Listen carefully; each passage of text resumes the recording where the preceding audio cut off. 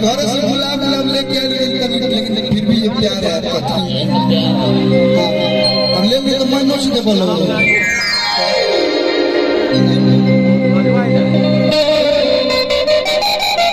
कि जब सुतने बोला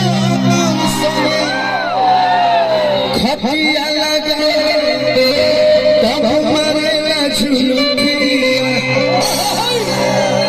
का मारेगा अब हंसाए सारे भगवान के झूले।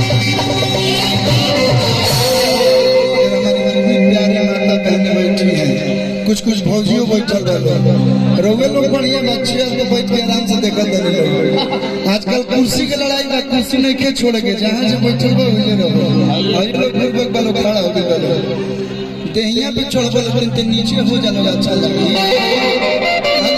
मैदान में सब नीचे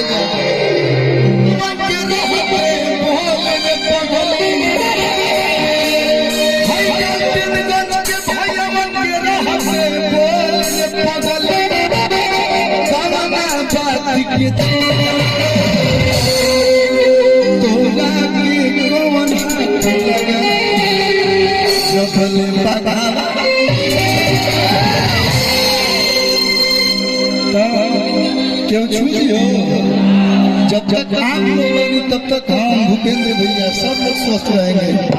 लेकिन भैया को भाव कि तू तो